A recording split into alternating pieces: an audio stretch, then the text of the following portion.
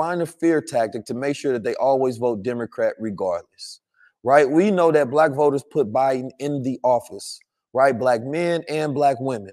And instead of appealing to the values of black men and women to create opportunities, to create more jobs, to increase the quality of life, right? Gap that's in America.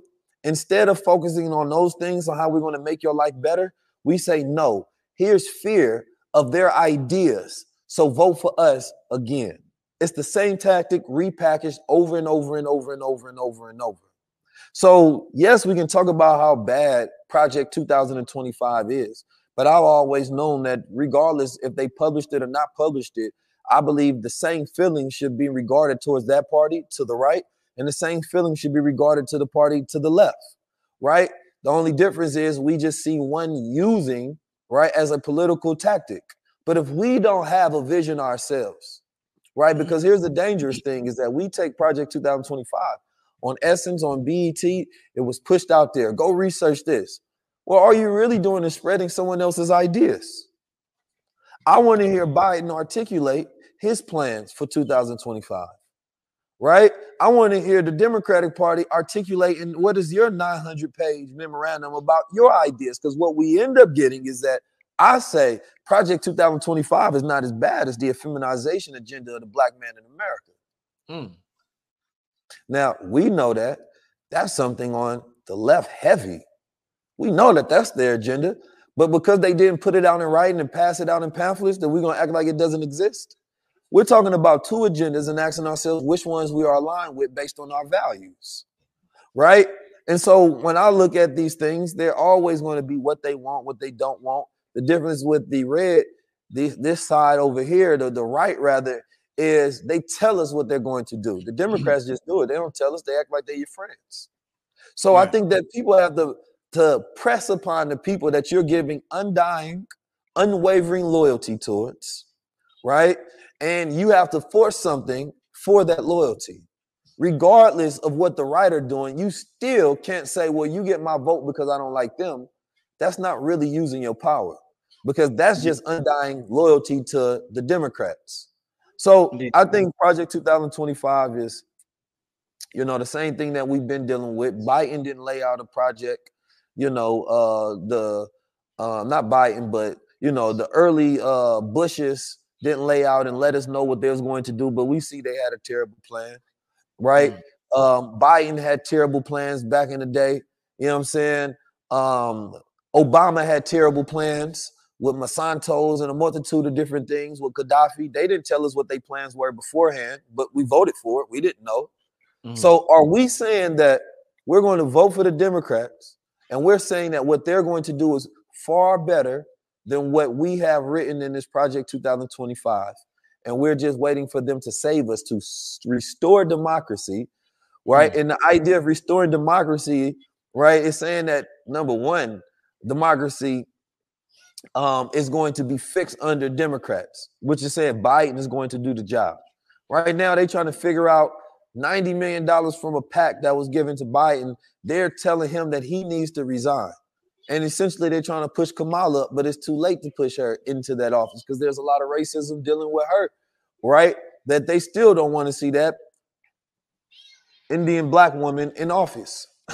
Right.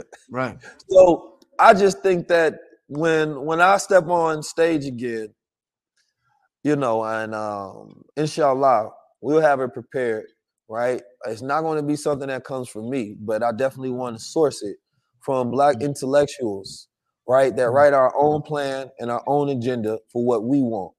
And that becomes our way, right, of stepping to the table and having leverage with each other and to the rest of the world to say that if you are aligned with what's in this memorandum, then we are an ally and you can barter that support and that engagement. But if you're not, then we will not support you.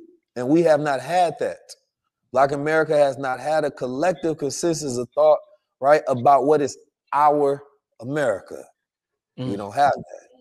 That is what then all black media should talk about. That is what we should force candidates to talk about, mainstream America to talk about, thought leaders to talk about, everybody, right? That is how we take something like Project 2025 And that's not the first report. You go back to the Morningham report, you go back to New Jim Crow reports, you go back to so many throughout America. You always have to remember, once you see one thing, go back to the history of these type of ideas, see how it played out over time. Yeah. Right? Because all they're trying to do is push fear. And push fear lowers your testosterone and makes you look for a savior. Keith, a realistic scenario. I got a couple of more questions, my brother. A realistic scenario that is being played out, my brother, is, let's say you have a household, whether they're married or not. There's a black man and a black woman. You hear all these talking points, Keys. The black woman is leaning more toward Biden, and the black man said, damn, I like what Trump did. He's leaning more toward Trump. What I want to ask you, Keys, is the division. Why is it that black women are more committed, more faithful to the Democratic Party and what Biden and Kamala is presenting? And why are more black men psychologically, this is psychologically speaking, you're a thought leader now, my brother. Psychologically speaking, the black men are saying, nah, fuck that. I'm going toward Trump, a different type of slave master. Why does black women lean toward one slave master and the black man lean toward another slave master, my brother? I think it goes back. It goes back to the male psyche, right? It goes back to masculinity. You know, a man is always going to lead towards a stronger position, right? A stronger candidate of resilience, right? If you are a masculine man, whether you, and let me ask you this, think about it like this. I see sometimes I see this white guy I follow, and he be doing these marathons, and he had busted up his foot. His toes were bad. They was almost dead. And he was doing a 50-mile marathon. And he said he had made a video showing how bad it was. And at the end of it, he put his shoes back on. He said, I'm going to continue and I'm going to finish, so that I remind people to never quit things that they start. And regardless of that man's complexion and skin, I had nothing but respect for that man. Now, there's another black man somewhere in America that won't put on his shoes to walk around the corner. Which man do you think that I'm going to respect and relate to more? If I'm a man of strength and purpose and power, right? Great example. So we have to look at it from that standpoint. So for a lot of men, right, their values and the respect that they have for a stronger leaning candidate, right? The reason why a lot of people is going RFK, he out there doing push-ups and catching rattlesnakes and doing pull-ups. They see this strong masculine figure. And in the time where masculinity is being attacked, right, a lot of men can put all of their value system in at least the restoration of masculinity by a strong candidate. The frailty of Joe Biden, right, decreases you have a logic and you have to figure out a way, why would I give my loyalty to this man that I don't believe in at all? Because you're not properly being represented. Obviously, Joe Biden is not who you're voting for. If he can't even make a speech, right? So now you're like, wait a minute, I'm not even getting proper representation.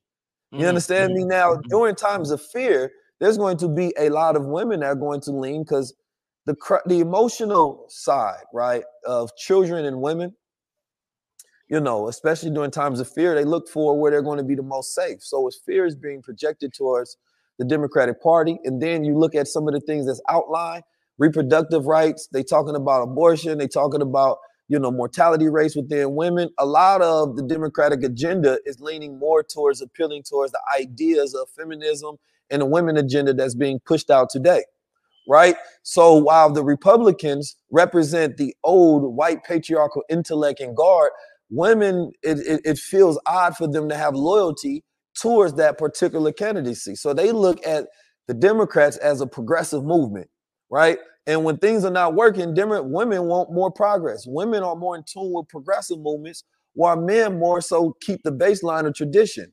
You understand me? So the way I look at it is, you know, we are supposed to have differences, right? There's masculine thinking, there's feminine thinking. There's the animist, there's the animal. We are going to think differently, but when you take the leadership out of the household, see, this is where it gets tricky. When the black man is not leading the black woman and he's not representing those traits of masculinity, right? He's not being the hero in his community, then she has to take on those traits. And then that's when they are going to be at odds because she's not taking your leadership and where you're going. She's deciding that she's going to be assertive and rational and lead herself and do what's best for her. And what's best for the black woman in this country politically, based on her progressive ideas, may not be what's best for the black man and his ideas. Because for a man to feel like a man is the most important thing in a man's life, right? Men go through hormonal changes and cycles, right? In the early 20s and 30s, right? So now when you don't feel like a man, nothing else matters.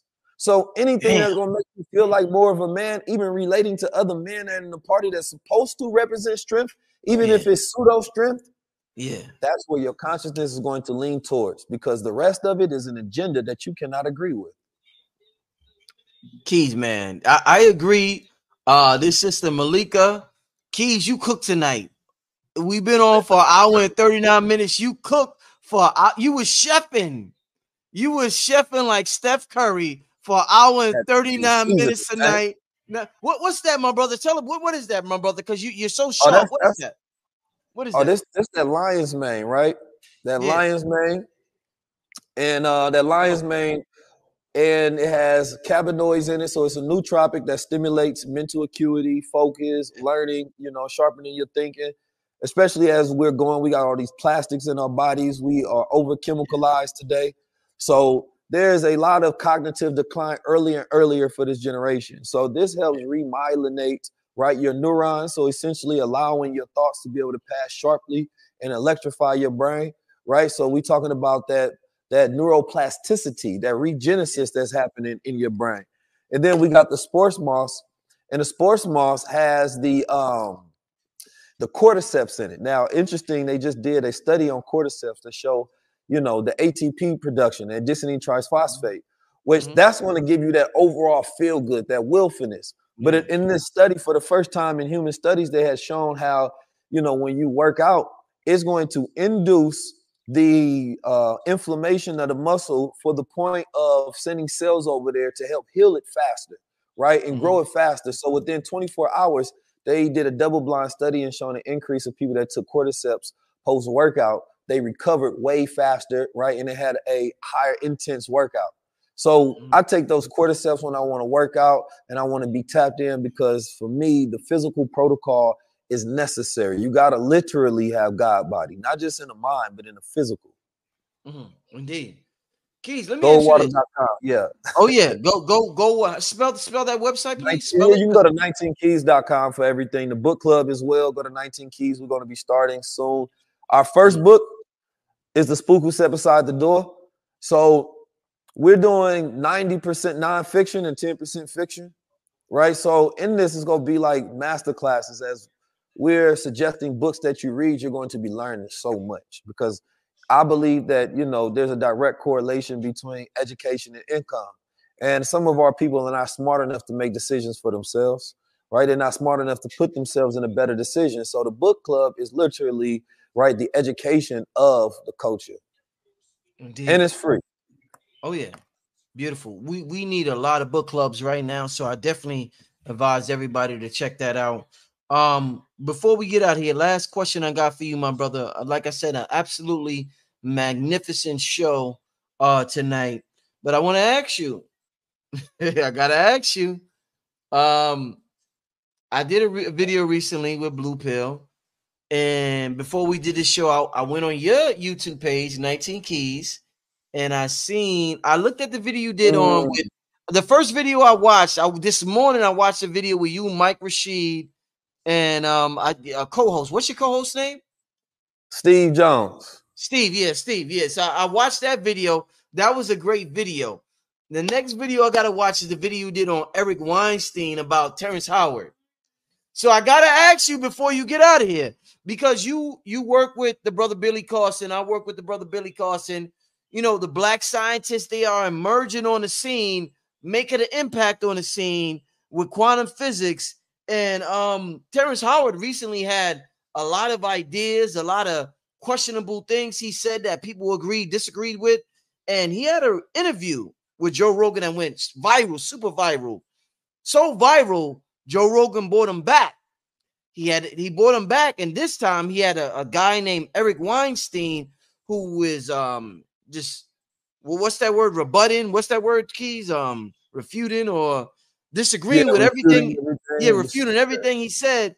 Eric Weinstein was so, in my opinion, was so disrespectful to Terrence Howard. Tell him, stop talking, stop teaching. All types. He was just saying all types of crazy shit, especially when he started drinking. I felt as though when they started drinking, the interview got more and more disrespectful because the interview was about 3 or 4 hours long. But my question to you is, if Terrence Howard could hear you talk now, and like I said, I didn't see the video you did, and I don't know what you said, but what would you say? Because I did a video with Blue Pill, and a lot of people watch it. If Terrence Howard was watching now, or a representative is, what would you say to the brother about the interview that he did with Terrence, with Joe Rogan and Eric Weinstein, my brother? Well, you know, I watched a little bit of your interview before I did mine, so I quoted you all a little bit in it as well. And people have been asking me about when it first came out. I got so many DMs. Oh, I can imagine. And we had reached out to Terrence Howard and his team much prior to this, because I had seen Howard on High Level Conversations. But hold up, Keys. Let me just say that Terrence Howard on High Level Conversations. Can we put some energy out there in the quantum field to project that? Wow. Go ahead, my brother. Go ahead. So we reached out to them, and at the time he was literally filming, so the timing didn't work. And after the episode, after so many people pressed us about it, we reached out again. I think I put out a post, and someone in his team reached out to us, and he actually was going to do the interview, but he wanted to do it like this online, and I wanted to do it in person. So I decided to postpone it until we can do it in person, right? And as I watched the second one, because I was already enjoying and impressed by Terrence Howard's interest level in science and mathematics. When he went out to Oxford and he started talking about the vortices and the linchpins and unified theories and, you know, all of the different ideas that he was presenting to the world. And I was taken back by the way he was received, to where there was this automatic criticism that this black man was crazy because he's interested in science and he's challenging science and these ideas that haven't been challenged, and most person don't know these ideas to challenge them. There's so many things that we accept as truth when there's theories that haven't been proven whatsoever, and they have all of these flaws within their theories. But because the layman is not part of that society, have the language to explain it, right, or challenge them, then they're left as held as wholesome truth. And it's just not the case. And what we learn is that there was a study that was done on black language, specifically Ebonics. And it was speaking on how Ebonics is actually more sophisticated, right, than PAD English, right, traditional English, because it was talking about inside the words, right, there's all of these tenses, there's all of these moves, there are all of these subjects that it is inside what's considered to be Ebonics, which is not just like ghetto language, it's you know, English language from the hood, but also like Haitian language and a couple other different things that's thrown in the mix. But this professor, who was a linguistic professor, was just breaking down how it's actually way more sophisticated because it has way more rules inside of it. But because it is not the traditional language that is used, it is easily being seen as this person is of low level intelligence because they speak like this, even though it's more sophisticated than traditional English, right? Or the Queen's English, or people that are in some of these Ivy League schools and what they speak. So just because you're not operating within the norm, you're automatically considered unintelligent and or lazy, when it's not laziness whatsoever, right? It is actually, you know, a height of intellectuality, the same way rapping is, right? It requires so many different rules inside of it. And this is by them measuring their own rules. So I look at that same thing. When one doesn't take the traditional path of education, they're going to have a more creative mind, right? They're going to pull from so many different sources. When you are a disciple, you take on the discipline of that which you are discipled from. So the way you think about words, the way you think about things will be linear based on the path that they take you, right? Based on you developing your mind into these studies and what has agreed upon to be true. So when you are learning based on your interest, you're not going to take a linear path. You're going to take a path that is completely based on your interest, and you're going to learn at the speed that is necessary for you to dive deeper into those interests, based on you mastering the language, based on you having an understanding on it, right? So that you can start to contextualize what these things mean to you. And so Terrence Howard is somebody who has took a non-linear path of learning that has been a creative path of learning that is completely based on his interest, right? This man was able to understand 90% of all of the concepts that Eric Weinstein had thrown at him. He wasn't getting lost in the conversation. He was there with him. That shows me that he has spent an enormous amount of time on his interest of learning mathematical theories, equations, ideas, science, right? Studying these different ideas that are not even from a consensus standpoint agreed upon, but then you have to ask yourself, why do all the scientists agree upon in the first place? Right. Because most of the time they're forced to. If you're not more intelligent than the person who presented it or in that community in the way that